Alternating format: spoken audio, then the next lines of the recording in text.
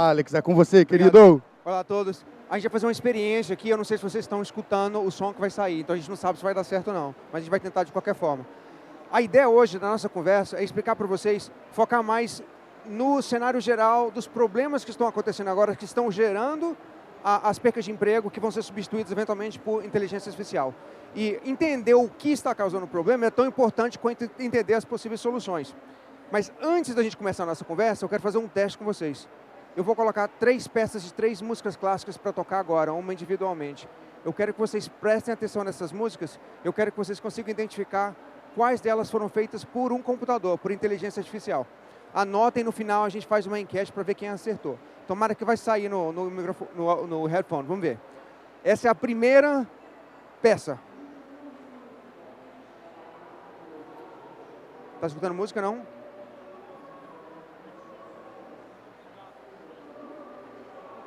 Aumenta o som.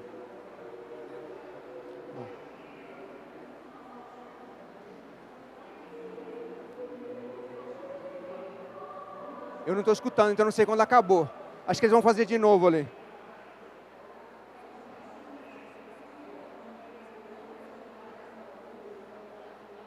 Ok. Vou repetir ela. Essa música.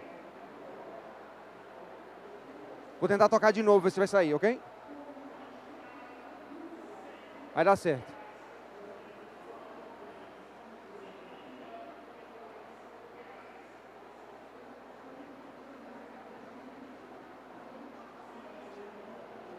Tá falando que não. Você quer tentar no computador em si? Não, não. Vai tentar só por uns 10, 15 segundos, se não der certo a gente passa pra frente.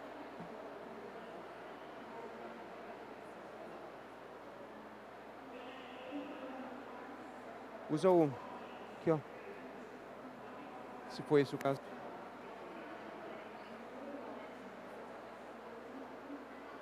Aham. Vamos tentar mais uma vez, ok?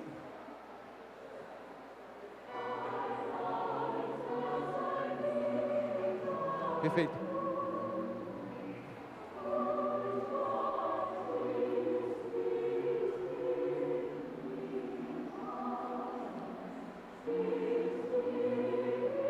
Quando acabar, vocês me dizem, porque eu não estou escutando.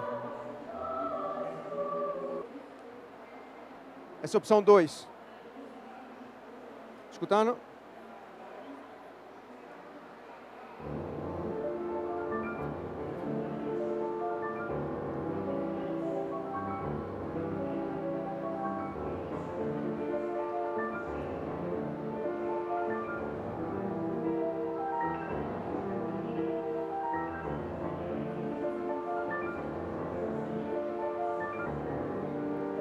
Acabou? Vai. Número 3.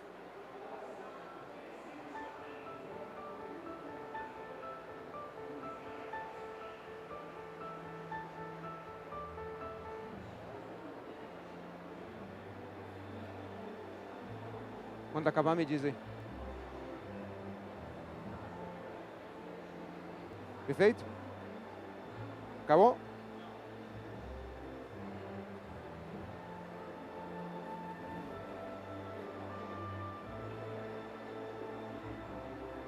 Acabou?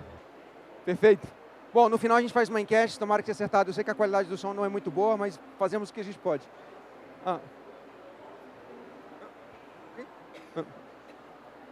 Tudo que eu queria ser na vida era engenheiro eletrônico. E eu acabei fazendo algo bem diferente do que eu queria fazer. Eu fui para os Estados Unidos para dançar balé clássico. Eu sei que o corpinho não parece hoje, mas eventualmente eu podia colocar um colã e apresentar na frente de pessoas. Eu era muito tímido. Então, como uma forma de talvez tentar eliminar a minha timidez, de exorcizar, eu comecei a fazer balé clássico para poder resolver isso. Alguém me falou que você poderia fazer balé clássico na escola de graça, na universidade, e eu ainda ganhei uma bolsa para fazer isso lá. Nessa sequência, eu encontrei uma escola nos Estados Unidos, em Connecticut, que me deu uma outra bolsa para poder estudar lá. Aí eu fui para Connecticut, para os Estados Unidos. Foi uma experiência super bacana para mim. Eu nunca me tornei um bom bailarino, mas me tornei 1000 vezes melhor do que eu achei do que eu poderia ser. E como um desenvolvimento pessoal, isso foi uma experiência fascinante para mim. Um dia eu assisti numa entrevista do Baryshnikov, para quem não conhece o mundo da dança, Baryshnikov, Nureyev, nem disse que são os melhores dos melhores. e ele estava reclamando que ele estava tendo dificuldade de manter a escola dele aberta em Nova York. Eu falei, uau, esse é o melhor dos melhores. Eu nunca vou ser o melhor. E se eu for o melhor, eu vou estar reclamando por causa de dinheiro. Depois disso, eu nunca mais fiz uma aula. Essa noite acabou minha carreira. Daí, um amigo meu falou, Alex, eu estava procurando alguma coisa para fazer, para reinventar a minha vida. Ele falou, Alex, tem esse local aqui nos Estados Unidos que chama o Vale do Silício. E lá, todas as ruas são feitas de ouro. E as árvores brotam notas de $100. Eu falei, diga mais sobre esse local, o que se faz nesse local mágico? Ou se abrem empresas. Eu falei, então vamos abrir uma empresa. Aí a gente tentou abrir naquela época o que hoje vocês conhecem como Cloud Computing. A ideia era que eventualmente você poderia acessar a internet de qualquer local e você não precisava mais do seu HD para poder acessar a internet. A gente tentou copiar o pacote do Microsoft Office inteiro e colocar no website. A gente fez um plano de negócio. Uma maneira certeira de você não levantar dinheiro no Vale é escrever um plano de negócio. Porque é um red flag, assim, é um grande. E passamos 6 meses tentando fazer isso, a gente não conseguiu levantar dinheiro, aí eu acabei ficando no Vale, meu sócio voltou para Nova York na época. Daí aconteceram várias coisas na minha vida, vai ficar uma história para outro dia, mas eu acabei morando na rua. Mas como eu sempre digo, não fica com dó de mim não, porque o meu carro tinha banco de couro. Na rua tem uma hierarquia. Tem que estar morando na calçada, tem que estar morando nas barraquinhas, tem que estar morando no carro e tem que estar morando no carro com banco de couro. Eu era a nata da sociedade dos moradores de rua. Passei mais ou menos 2 meses morando na rua e naquela época, para quem não sabe, 2007, 2008, então muita gente muito jovem aqui talvez não lembra, tinha uma bolha no mercado imobiliário gigante, ao ponto que desde que você tenha um batimento cardíaco, você pode entrar dentro de um banco e pegar dinheiro emprestado para comprar uma casa. E foi exatamente isso que eu fiz. Eu entrei dentro do banco e peguei $780 mil emprestado para comprar um duplex em São Francisco, no Mission District. Detalhe que eu não tinha dinheiro para pagar a primeira prestação. A gente brinca que plano a longo prazo para brasileiros são 8 horas. Só o tempo para você conseguir dormir. Daí o que eu fiz é o seguinte, naquela época você poderia dever 100% para o banco e refinanciar 100% para uma outra pessoa. Daí eu peguei metade da casa, consegui em 29 dias vender para uma pessoa que me deu $30 mil de depósito. Então saí de 0 a $30 mil em 29 dias. Um dia eu escrevo um livro ruim a respeito disso. E eu consegui fazer isso mais umas 3 vezes dentro de São Francisco, fiz uma grana super legal. E quando o mercado quebrou, provavelmente por causa de pessoas como eu, que estavam comprando casa que não poderiam pagar por elas, daí os bancos não davam mais 0% de financiamento, era só 40%. Eu tentando descobrir o que eu ia fazer na vida, eu estava andando na orla de São Francisco, eu vi um barco com a bandeira dos Estados Unidos, assim, um prédio com a bandeira dos Estados Unidos, eu entrei dentro desse prédio e saí de lá, recrutado pelo exército americano. Me pareceu uma ótima ideia naquele dia. Do jeito que funciona o exército, você faz uma prova, dependendo da nota que você tira, aí você acaba caindo nos trabalhos que você pode escolher. Eu queria trabalhar na parte de máquinas, de manutenção do barco, achando eu que eu ia fazer parte de um dock, de um grupo de manutenção, os barcos iam chegar e eu ia fazer parte daquele grupo. Ninguém me falou que você é parte da tripulação do barco. E uma particularidade a respeito da minha personalidade é que eu detesto natureza. Eu não quero ver a natureza queimar, não, obviamente, mas eu não quero interagir com ela. Eu gosto de prédio, poluição, mendigo na rua. Quanto menos eu ver o céu, mais feliz eu fico. E agora eu me encontrei numa situação onde eu vou para o meio do mar e passo 30 dias lá num grupo de 15 pessoas. No primeiro dia, era uma missão do Porto Canaveral, na Flórida, até a República Dominicana. Eu descobri que eu tinha um caso sério de enjoo crônico. E para não morrer dentro do barco, eles me colocaram num soro. Eu passei 13 dias, era 13 dias de viagem, num soro, para não morrer. Quando acabou a viagem, eu pensei, nunca mais vão me chamar. Me chamaram para todas. Porque eles falavam que eu era engraçado. E melhor ter o cara engraçado do que o cara que você quer jogar na água. E eu tinha experiência com os computadores que quase ninguém tinha naquela época.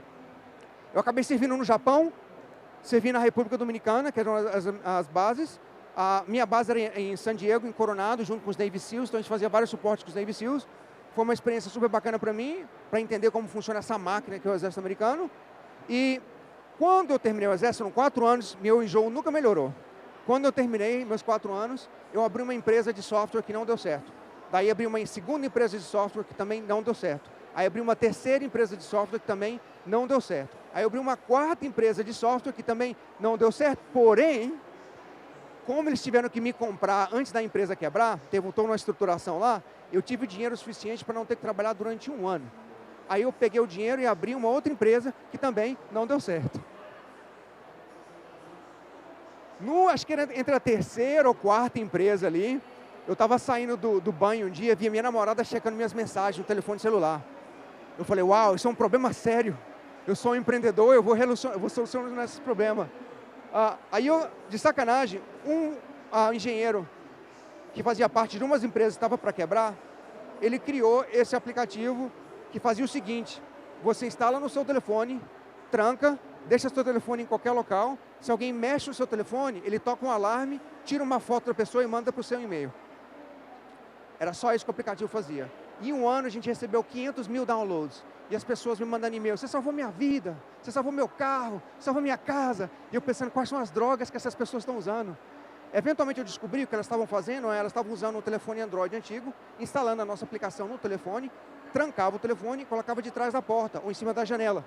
E se alguém entrasse na sua casa no meio da noite, mexia o telefone e tocava o alarme. É um sistema de segurança. Agora eu estou no security business. Sabendo disso, eu acrescentei algumas ferramentas para que as pessoas pudessem fazer isso de forma mais efetiva. Eventualmente eu estava instalado em 3% de todo o telefone Android brasileiro. Foi uma experiência super bacana. Não fiz muita grana, mas também não perdi dinheiro, então já é sucesso, já estou no break-even. Nesse processo, eu peguei essa mesma experiência e comecei a vender carro de luxo para o Brasil e para a China. Em 3 anos eu fiz 8 milhões de dólares em vendas, sem nunca conhecer nenhum cliente, sem nem ter um website, só com a minha conta de Gmail. Tem todo um aprendizado aí que eu acho que a gente vai ter que falar num outro dia, para a gente poder falar um pouco mais sobre educação. Mas quem quiser conversar comigo sobre depois, só vem comigo e fala. Eu encontrei o dono desse prédio. Esse prédio estava em Oakland, na Califórnia, e estava vazio há 10 anos. Era resultado da crise de 2008. Lembra que tudo que eu queria ser na vida era engenheiro eletrônico. Para quem é engenheiro eletrônico, não é que nem um pessoal de software, que você pode ir para o seu café lá na esquina, abrir o seu computador e, bum, você tem uma empresa. Para hardware, você é um business de verdade desde o primeiro dia. Então, desde o primeiro dia, você tem que pensar onde é que eu vou comprar o equipamento, qual vai ser a minha cadeia de produção. E eu pensei, bom, a gente pode pegar esse espaço e transformar ele num local que seja viável para as empresas de software, de hardware. A gente pegou o espaço, compartilhou ele, a gente adicionou um laboratório de eletrônica, uma marcenaria, um laboratório de eletrônica, e foi assim que a Circuit Launch nasceu. A Circuit Launch é um espaço acima do que um makerspace seria, que ele é mais profissional. E ele evoluiu hoje para o que a gente chama de co-factoring. Co-factoring é um espaço onde você pode fabricar suas primeiras centenas de peças. É abaixo da fábrica. Porque a maioria das empresas de hardware não precisa fabricar e nunca vai precisar fabricar centenas de milhares de peças. Isso vai ter a ver com a conexão que vem logo depois, que é a conexão que me trouxe aqui para o Senac. Tenho mais ou menos 72 empresas residentes lá dentro hoje. Coletivamente, elas levantaram mais de 85 milhões de dólares nos últimos 24 meses. Tem sido uma experiência fascinante para mim ver uma empresa começar com uma mesinha e criar uma tecnologia que está transformando o mundo. Lá dentro a gente tem empresa como a Refiber. O que a Refiber faz é uma reciclagem de tecido. Eles passam num processo, um scanner, que separa a roupa dependendo do conteúdo da roupa. Daí ela passa por um processo químico, ela é transformada em fio, você pega o fio e transforma de volta na roupa. Você consegue reciclar mais de 90% da roupa e manter 80% da cor. A gente também tem empresas como a CardCan. A CardCan é um spin-off da Google, que criou um desses carrinhos de delivery. Apresentei no outro dia, muita gente riu, que essa galera rouba aqui, né? Mas aí, essa mesma tecnologia que eles criaram, você pode usar ela para criar carros grandes. E o pessoal usa na fábrica bastante para poder movimentar as peças dentro de uma fábrica. A gente tem também a OneX Robotics. O OneX Robotics está lá desde 2017. É o rebranding da Haloti, que acabaram de ser investido pela OpenAI, 23 milhões de dólares. Para quem não sabe, a OpenAI é a dona do ChatGPT, que talvez vai fazer uma parte importante da nossa conversa hoje. Eles estão lá no nosso espaço há algum tempo e 3 semanas atrás receberam investimento. Então isso é pivotal no mundo de robótica, principalmente para humanoide, por causa da OpenAI praticamente controla todo o mercado de AI hoje, ou pelo menos tem a maior fatia do mercado. Nesse processo, construindo a Circuit Launch, ainda só é importante falar essa história até agora, porque muita gente perguntava para mim, Alex, onde é que eu vou para aprender a construir esses robôs? Onde é que a gente aprende essa máquina? Eu falei, a Universidade de Stanford tem um programa super bom. a Universidade de Berkeley, que é super difícil. Você tem os meus favoritos, são MIT ou Purdue University. Muita gente, toda vez que eu falava isso, não tinha interesse nenhum em saber que ela tinha que voltar para a universidade para poder aprender a fazer isso. E eu descobri que tem uma fatia grande da população que não vê nenhum valor em passar 4 ou 5 anos dentro de uma universidade. No mundo onde você consegue assistir qualquer palestra em um vídeo de 15 minutos, no tempo dobrado, passar 4 ou 5 anos numa universidade não faz muito sentido. Não faz muito sentido para o aluno de hoje. Daí a gente pensou, e se a gente fosse uma alternativa à universidade? Daí a gente criou esse programa, faz um spin-off de uma outra empresa, que a gente chama MacLabs. A ideia da MacLabs é criar uma alternativa aos 4 ou 5 anos de mecatrônica, especificamente falando. Para quem não sabe, mecatrônica, mecânica, elétrica, eletrônica, telecomunicações, inteligência artificial, engenharia de material. Tudo dentro de uma coisa só. Se você quer ser Iron Man ou Tony Stark, mecatrônica é o que você faria. E a ideia é o seguinte, você não pode ter instrutor, você não pode ter livro, você não pode ter teoria. Você tem que começar pela motivação do que você, na verdade, acabou entrando naquela área. E do jeito que a gente faz é o seguinte, a gente tem uma livraria de centenas de projetos que variam em graus de dificuldade, e à medida que você vai construindo esses projetos, você vai entrando em certas áreas de conhecimento, onde você vai ter dificuldade de avançar, e aí que o nosso software agora, que é AI-based, te mostra onde que você tem que melhorar. Por exemplo, você chegou numa aula onde você está com dificuldade hidráulica, aí a gente recomenda um monte de outros projetos para você poder fazer, que sejam dentro da aula de hidráulica. Tudo isso vai num profile, a gente coloca um score, como se fosse um GitHub, para quem sabe é uma área de software que o pessoal usa quase como o resumê. E esse Public Profile é o que você usa para poder conseguir um emprego. Tem sido uma experiência fascinante, a gente não sabia como ensinar isso, porque a gente sabia como a gente gostaria de aprender, mas a gente não sabia como ensinar. A gente fez uma experiência com mais ou menos 300 pessoas, o resultado foi fascinante, agora a gente está no processo de construir o software junto com a AI, porque depois que o ChatGPT apareceu e várias outras empresas, baixou nosso custo quase 70% do que a gente precisava para poder construir esse tipo de educação. E aí que o modelo de negócio é o seguinte, a gente constrói as unidades da Circuit Launch, porque acidentalmente com aquele projeto a gente descobriu como manter os laboratórios fora da universidade, e a gente faz o layer com a educação. A nossa intenção é ser conhecido como um centro educacional daqui a 10 anos, uma alternativa à universidade. Para a gente agora entender quais são os problemas, para que vocês entendam o que está acontecendo no mercado agora, é bom a gente entender da minha área o que significa ser um robô. Muita gente acha que um robô, toda vez que você pensa nos Jetsons, ou de alguma coisa que tem 2 pernas ou 2 braços, mas um robô, ele é muitas coisas. Ele pode ser inflável, ele pode ser um brinquedo, ele pode ser, em certas formas, até um animal especificamente, você pode considerar um robô. Um carro autônomo é um robô, praticamente tudo que a gente tem, o seu telefone, dependendo do que faz, pode ser considerado um robô também. E qual que é a minha definição do que é um robô? Um robô é um escravo que não é humano. Tudo que você pode escravizar, que não seja humano, é um robô. Qual que é a diferença entre cyborgs, humanoids e androids? De uma maneira mais simples, um cyborg é um ser humano que quer muito ser um robô. Um android é um robô que quer muito ser um ser humano. E o humanoide é um robô que tem características humanas, mas não precisa parecer como ser humano. Um exemplo do cyborg, esse cara, ele tem um problema que ele não consegue ver certas cores, e ele instalou isso na cabeça dele, que toda vez que ele vê uma cor, toca uma frequência. E essa frequência são as cores. Então ele aprendeu a ler cores pela frequência do som. E você também tem um fato que quem não tem um telefone celular agora com vocês? Tem alguém que não tem? Todos nós já somos cyborgs, porque a gente não consegue viver seu celular. O fato de não estar dentro do nosso corpo não significa que a gente não foi escravizado já pelo processo. Um processo gigante de vício que nós temos, a gente não consegue ver mais celular, já faz parte do nosso corpo. Então a gente já é considerado um cyborg. Humanoides são robôs, que eles têm características humanas, então eles têm 2 braços, 2 pernas, esse é o da Agility Robotics, que está fazendo muito sucesso nos Estados Unidos agora, e você não precisa ter cabeça especificamente, algumas características te consideram como humanoide. E um Android, a intenção dele é parecer como um ser humano. Essa é a Meca, provavelmente um dos mais avançados hoje, é super impressionante o que ela pode fazer, tem vários sensores, e eu diria que top 2 dos Androids que mais se parecem com seres humanos hoje. Creepy, não? Mas aí vem a pergunta, Alex, mas os robôs vão me substituir? Calma, Vamos entender o problema para que vocês possam chegar, talvez, à mesma conclusão que eu chego. Quando você analisa o problema, se eles vão substituir o seu trabalho, para você entender o timeline, você tem que entender 4 características, 4 problemas separados dessa história. Um é o problema da indústria, que você tem que entender como funciona essa indústria. O segundo é o problema da tecnologia. O terceiro é o problema da educação. E o quarto é o problema do ser humano especificamente. Vamos lidar um por um. No problema da indústria, você tem o seguinte, você tem alguns países que são muito mais adeptos à automação do que outros. O maior deles hoje, by far, é a Coreia do Sul. Daí você tem, esse gráfico é importante que eu quero que vocês prestem atenção, é o seguinte, os verdes aqui são robôs industriais, são um robô que você vê numa fábrica. Esse vermelho aqui são os cobots. Cobots são robôs que podem trabalhar lado a lado com o ser humano, mas eles não fazem trabalhos muito pesados, especificamente falando.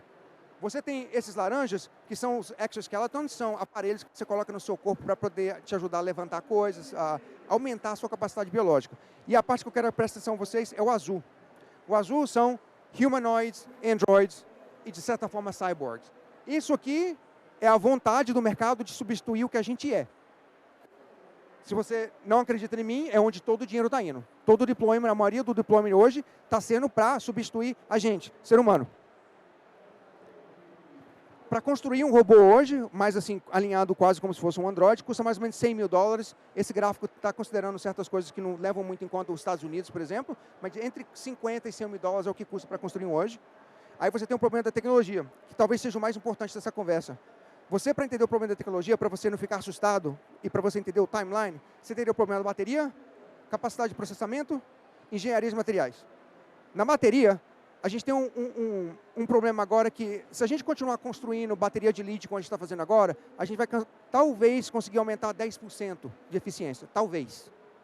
A gente precisa de um breakthrough de bateria para poder construir algo que talvez seja eficiente como a gente na forma de produção de energia. Aí você tem, por exemplo, a história da capacidade de processamento, que a ideia é que no próximo ano você já vai ter máquina que faz a mesma capacidade de processamento do que a gente faz. Até então isso era uma coisa muito importante, chegar nesse momento onde você tinha essa capacidade de processamento.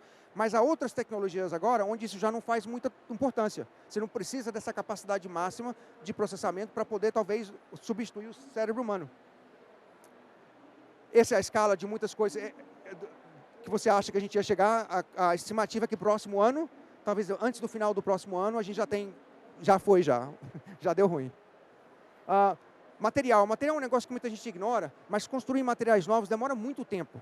Primeiro você precisa inventar o material, depois você precisa arrumar elementos suficientes para construir aquele material, e depois você precisa arrumar uma maneira de fabricar isso em massa, o que é muito difícil fazer. Você geralmente demora 10 a 15 anos para construir um outro material, então a gente tem um tempo aí para poder absorver essa transformação. E você tem um problema da educação, que é seríssimo. No mundo onde você assiste quase tudo online, ir para a universidade não faz muito sentido. Você vai acabar se graduando em tudo que você assistiu, no ChatGPT, nos vídeos do Google que você viu. E tudo que está em vermelho são produtos que aumentaram de valor nos últimos 10 anos, nos últimos 20, desculpa. Tudo que está em azul são as coisas que baixaram de valor. A gente está caminhando para um mundo onde a nossa educação na América do Norte vai custar $1 milhão e a sua televisão custa 100. Nos Estados Unidos, o número de universidades fez o pico mais ou menos ali em 2015. Desde então, a gente já perdeu 50% das universidades de 2 e 4 anos privadas e 10% de todas as públicas. Tem uma coisa que eu não queria ver menos no mundo, é educação e comida. Tem um pesquisador de Harvard que diz que nos próximos 10 anos, agora mais ou menos nos próximos 5, quase metade das universidades dos Estados Unidos vão deixar de existir. Porque elas não funcionam economicamente, não tem 32% delas perdem dinheiro das públicas e 28% delas perdem privadas. Isso é a maioria delas, porque muitas vezes quando eles estão olhando as universidades top 20, eles perdem dinheiro, mas como eles recebem muita doação, no caso dos Estados Unidos, ninguém leva isso em consideração, porque fala que é profit, mas na verdade não é. E você tem elas que tem, 17% delas têm 30 dias de vida. E o problema do ser humano. Os Estados Unidos precisam mais ou menos de 2 milhões de pessoas para trabalhar na área de robótica e de automação nos próximos 10 anos. Não tem de onde tirar essas pessoas. As universidades não conseguem produzir, você tem menos universidades para fazer e o mercado precisa cada vez mais. A gente tem um outro problema que a gente está envelhecendo. A gente envelhece com mais saúde, mas custa mais para o mercado especificamente. E a gente não está fabricando babies. Ninguém quer fazer filho mais. Esse é um problema sério. E a gente, na verdade, se você pergunta para o ser humano se ele quer fazer, vou construir algo bom, fazer guerra ou sexo, eles provavelmente vão para ir para um dos dois. Quem é que acha que a gente é a espécie mais inteligente do planeta? Foi o que me falaram na escola, crescendo. De acordo com as inteligências artificiais, os modelos que já existem hoje, a gente é a sétima. A gente é a sétima inteligência. A gente já perdeu para 6 outros modelos. E isso era antes do ChatGPT. A gente perde praticamente para em qualquer análise. A gente ganha talvez algumas coisas que requer habilidade física, mas perde em qualquer as outras. E isso é só o começo. A gente está só no comecinho. E quando você passa para operar no ser humano imbecil e pergunta para ele, teve uma pesquisa que perguntou mais ou menos 1.500 pessoas, você faria sexo com robô?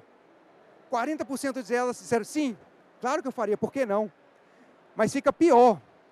16% delas falaram que prefeririam fazer sexo com robô. Nesse caso, Alex, os robôs vão substituir o nosso trabalho?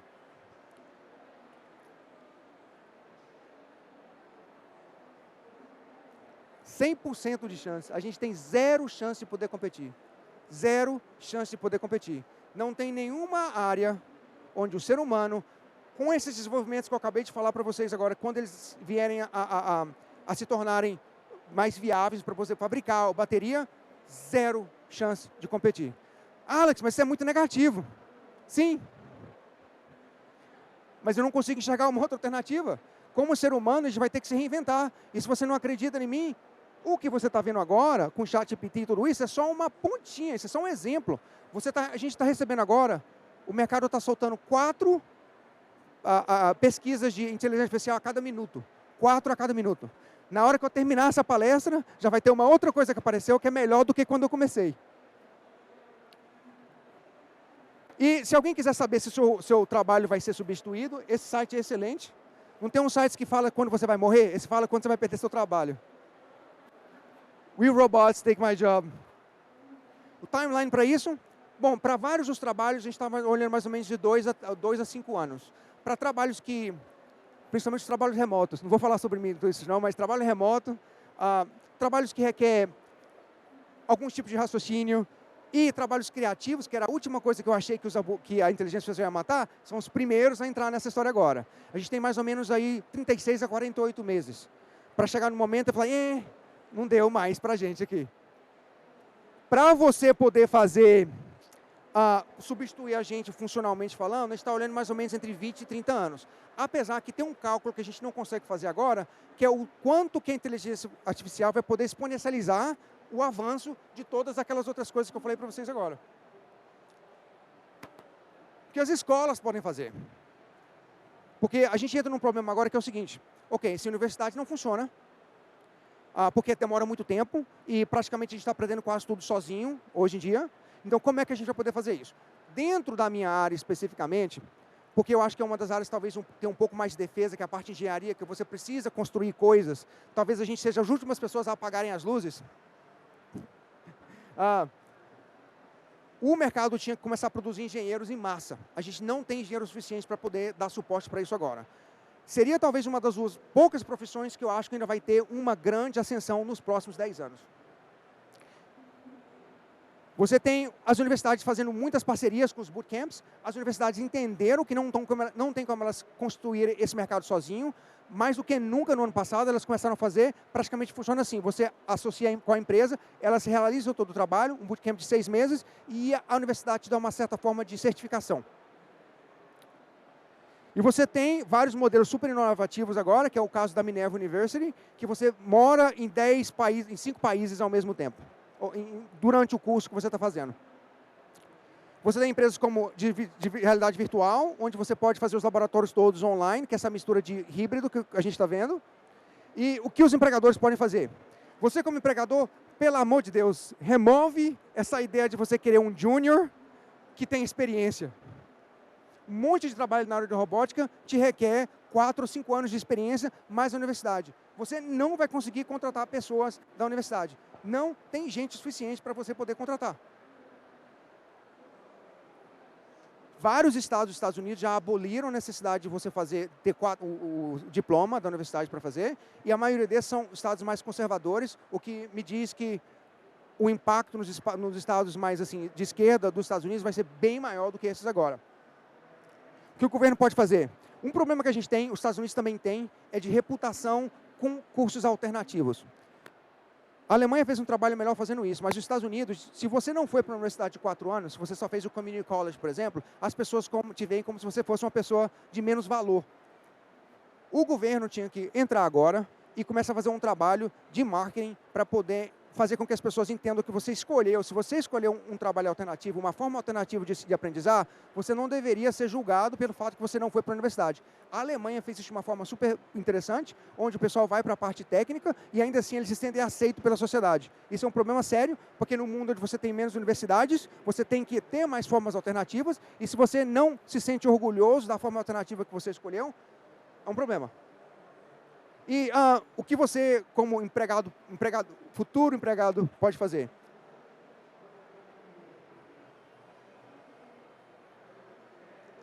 Essa é a era dos inventores. Não teve nada, não tem nenhuma outra época na história da humanidade onde criar alguma coisa e executar essa coisa fosse tão fácil de fazer.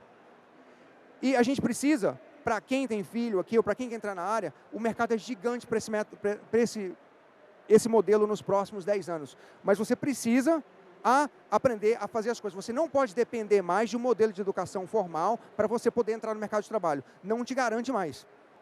Você nunca vai parar de aprender. Já era a época que você passou 4 anos, aprendeu o que você precisava aprender e volta para o mercado. A educação que a gente tinha antes, que era on demand, ela mudou para, a gente chama de just in case education. Just in case é quando você vai lá, eu vou te ensinar tudo isso que você está aprendendo agora e tomara que dê certo.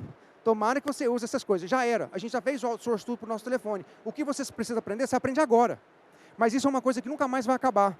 Os cursos são menores, eles são mais intensos, e eles têm que ser conectados de alguma forma para que você entenda o que você está fazendo na sua carreira. E empreender, para mim, a melhor forma, e provavelmente o único caminho que eu vou encontrar daqui no futuro para você não depender do trabalho é empreender. É criar alguma coisa para que você possa vender. E eu acho que as universidades e praticamente todo o sistema de educação tinha que voltar para um foco de empreendedorismo quase 100%. E, obviamente, vocês têm que aprender inteligência artificial. Não tem como vocês fazerem isso sem inteligência artificial. Você não precisa aprender a programar, mas você precisa aprender a utilizar a ferramenta. O modelo agora é o seguinte: as pessoas que vão desaparecer primeiro são aquelas pessoas que não conseguem usar a ferramenta de uma forma ou de outra. Você tem escritórios de advocacia que agora, antes fazia o trabalho de 1, agora consegue fazer o trabalho de 10. Mas usando a ferramenta. Engenheiro de software, a mesma coisa. Dentro do nosso espaço, com mais ou menos 500 pessoas, todas as pessoas viraram praticamente super-humanos. Porque já sabiam de uma área técnica de uma forma muito avançada e agora conseguem fazer o trabalho de 10, 15 pessoas. E no mundo onde talvez a gente fica defasado como ser humano, a gente vai precisar um do outro mais do que nunca. Uma das coisas que eu acho mais importante para a gente começar a discutir agora, é a razão do porquê eu faço essas conversas, muita gente fala que eu sou negativo pra caramba, mas tem todo um suporte, vendo dentro do espaço que eu estou, é que a gente vai acabar num mundo onde a gente só vai depender da gente. Todo o trabalho que a gente aprendeu a fazer até agora, todo o esforço que a gente teve para poder chegar no momento que a gente está, ele vai ser praticamente irrelevante. Isso é um fato difícil de você aceitar, principalmente se você nasceu no mundo onde você acompanhou toda a mudança do virtual para o mundo físico, para o mundo analógico, para o mundo digital. Para essas pessoas, se você tem mais de 30 anos, a vida vai ser difícil para você. Muito difícil. E eu queria terminar com uma história, e a gente vai no enquete para ver quem acertou as músicas. Alguém aqui já assistiu a Westworld, não? É um seriado, uma pessoa, 2 pessoas, 3 pessoas. Tem uma galera até que assistiu. No Westworld, é um seriado, para quem não assistiu, é um parque de diversões para ser humano. E nesse parque, você pode fazer tudo com as pessoas lá dentro, porque elas são androides, você não consegue dizer a diferença, que você não poderia fazer numa sociedade civilizada. Você pode matar, você pode estuprar. Eles vão lá, conserta, sangra que nem um ser humano normal, eles vão lá, conserta e colocam no parque de novo. Esse cara está se preparando para a entrada no parque. E ele pergunta para essa mulher, ela é uma androide, E ele pergunta para ela, você é de verdade? E ela diz, se você não sabe dizer a diferença, que diferença faz? E alguém que já assistiu Matrix, não? Matrix 4, uma merda, né? Trilogia tinha que ser 3 filmes. O Keanu Reeves estava dando uma entrevista em São Francisco, e ele estava contando essa história que ele foi jantar na casa de um diretor de cinema que tinha 3 filhas. Uma de 11, uma de 15 e uma de 17. E elas não tinham assistido o Matrix, e o pai delas falou, ensina para elas aí o que é o Matrix, conta a história. Ele falou, bom, é a história desse cara, que ele morava no mundo virtual, e ele descobriu que ele morava no mundo virtual, e ele passou o filme inteiro tentando ir para o mundo de verdade. Aí a mais jovem perguntou, mas por quê? Calma aí, você não entendeu, eu vou explicar de novo. O cara descobriu que ele estava no mundo virtual, e ele precisava sair desse mundo virtual para o mundo real. E ela perguntou, mas por quê? Mas você não se importa se é de verdade ou não? Ela falou, não. Aqui está o maior problema de nós, educadores, que somos pais, educadores. A gente não entende o que é viver num mundo 100% virtual. Se você tem menos de 15 anos de idade, a maioria dos seus valores está representado no mundo virtual. A sua casinha lá no Roblox tem mais valor, talvez, do que o carro que você poderia ter. Porque é dessa forma que você posiciona para as outras pessoas dentro da sociedade. E dentro desse mundo especificamente, a gente vai ter uma dificuldade para fazer isso. Para que a gente possa se adaptar, a gente tem que realmente interagir com a inteligência artificial e se aprofundar nesse mercado, de forma que a gente possa guiar essas crianças de uma forma que a gente não sabe muito bem como fazer. E, Alex, mas isso é uma coisa que talvez vai acontecer no futuro, isso não acontecer, só as crianças aí têm dificuldade ou têm aceitação de uma coisa que é de verdade ou não, e para elas está ok. Nós também. Quem acha que a primeira música era a música falsa? Ninguém. Algumas pessoas ali. Quem acha que a segunda música era a música falsa? Quem acha que a terceira música era a música falsa? Quem acha que nenhuma delas era falsa? Quem acha que as três são falsas? Todas as 3 são falsas, mas esse não é o argumento que eu quero fazer. 2 delas foram feitas há 15 anos atrás. 15 anos atrás. A gente já está convivendo todo dia com vários elementos da nossa vida que não são, na verdade, de verdade, mas a gente não se importa. Nossas crianças estão num nível completamente diferente desses. É um mundo onde você não precisa ir para a universidade, complicado para a gente entender isso. É um mundo onde você tem a conformação na hora que você precisa ali, ele é muito virtual e a gente não entende. A intenção dessa conversa aqui não é trazer uma solução para você, porque ninguém tem solução no mercado. O que eu posso explicar para você são os problemas, para você poder entender talvez onde que a gente possa se encaixar nesse processo. Um problema maior desse somos nós, os educadores, porque a gente não entende esse mundo, mesmo que a gente tenha feito isso durante muito tempo. Porque a nova geração é completamente diferente da nossa. E no mundo onde a gente precisa, quase tudo é virtual, e talvez a gente vai ficar defasado, o fato de vocês terem saído de casa e vir aqui talvez encontrar com outro ser humano, é uma das coisas mais importantes que a gente possa fazer. Porque nesse mundo, a única coisa que eu vou poder demonstrar para uma outra pessoa que eu sou bom é para vocês. E a gente vai ter que aprender a viver nesse mundo de uma forma diferente. Pô, Alex, mas você é muito negativo. Eu queria que você desse uma notícia boa. Infelizmente eu não tenho a notícia boa para dar para vocês. Por isso que eu acho que a gente agora, nesse momento, se adapte, comece a ter essas conversas, o que significa viver num mundo onde a nossa habilidade ela não tem valor. E por aqui eu termino, agradeço bastante a presença de vocês. Desculpa pelo som, eu estou tentando escutar a minha voz ao mesmo tempo, escutar o barulho lá de fora, e estou aberto a qualquer pergunta se vocês tiverem. Muito obrigado.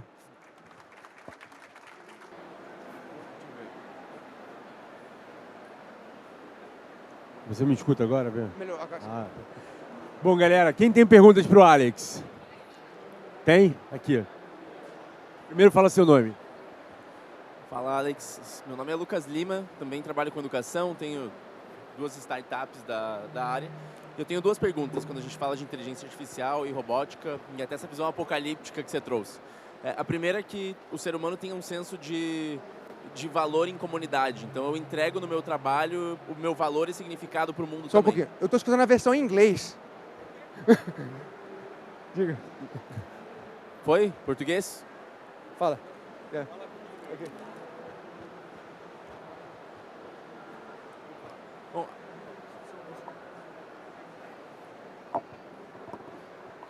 a gente vê essa versão apocalíptica do mundo e eu entendo que a gente não tem muitos caminhos hoje, né, quando a gente olha com esse cenário, mas tem esse senso de valor que o ser humano entrega para o mundo, de significado, de que eu quero ser aceito na sociedade e tem um reconhecimento. Então, o ser humano antropologicamente é viciado em trabalho, a gente faz as coisas pelos outros e a gente tem uma questão financeira nisso também, que robôs não são consumidores, né? E nosso sistema inteiro capitalista hoje trata as pessoas olhando para o PIB e a gente remunera as pessoas para que esse dinheiro volte para o mercado. A gente automatizando tudo, colocando essa produtividade para robôs que não são consumidores e tirando empregos, como a gente sabe que vai tirar, e colocando trabalhos ali que a gente não sabe quais serão ainda para as pessoas, queria saber como que você olha para isso hoje, dentro do sistema que a gente vive de pessoas produtivas, mas também que precisam consumir. Na verdade, ninguém tem solução para isso. Ninguém tem solução para esse problema agora. O Elon Musk talvez seja uma das pessoas que provavelmente durante muito mais tempo tem falado que a gente tem que regulamentar a inteligência artificial de uma forma ou de outra. Ninguém escutou, ninguém vai escutar, porque com inteligência artificial, talvez uma pessoa consiga construir tudo o que você precisa fazer com 10 mil linhas de código. Então, a gente vai aprender isso na marra. Uma ideia é virar um estado onde você taxa os robôs como se fossem seres humanos e usa esse dinheiro para redistribuir para a sociedade. Mas ninguém sabe o que isso vai acontecer, porque não tem no momento agora uma maneira de você poder criar um modelo econômico para isso. Não funciona. Você não tem robô suficiente para taxar, você não tem robô suficiente fazendo o trabalho e você não tem a economia para poder distribuir para as pessoas. Isso vai acontecer de uma forma tão drástica que é um problema. Para você entender, para quem não sabe, assim, a diferença entre Narrow AI e AGI. Narrow AI, ChatGPT é Narrow AI. Significa que é um tipo de inteligência que você pode controlar. AGI, Artificial General Intelligence, é a inteligência que as pessoas estão tentando construir para que substitua a gente. A AGI, ela se ensina sozinha. Então, ela se fica cada vez mais inteligente. Narrow AI, que é a que a gente consegue controlar nesse momento, está avançando aí numa velocidade gigantesca. AGI vai de 0 a infinito em 3 dias. É impossível prever qualquer modelo econômico para uma mudança rápida dessa. O Elon Musk, junto com outras pessoas, tentaram colocar uma carta agora falando para a gente poder paralisar o processo de construção de inteligência artificial, mas ninguém vai parar, porque a facilidade de construir hoje é muito grande. Então, a gente vai aprender na marra. Eu não tenho uma resposta para você, porque ninguém tem. A gente vai todo mundo aprender na marra. Mais uma pergunta aqui. Última pergunta, pessoal, depois o Alex vai responder as perguntas lá fora. Oi, Alex. Oi. Sou Natália. Oi, Natália. Eu queria fazer uma pergunta em relação às demissões em massa que está acontecendo no mundo, principalmente na tecnologia, nos Estados Unidos, sobre como isso vai afetar e está afetando principalmente as pessoas, a inflação também. Como você vê isso? Porque, querendo ou não, está acontecendo com o Google, aconteceu com várias outras grandes empresas. O que a gente pode esperar daqui para frente? A gente vai ver a era do medíocre agora.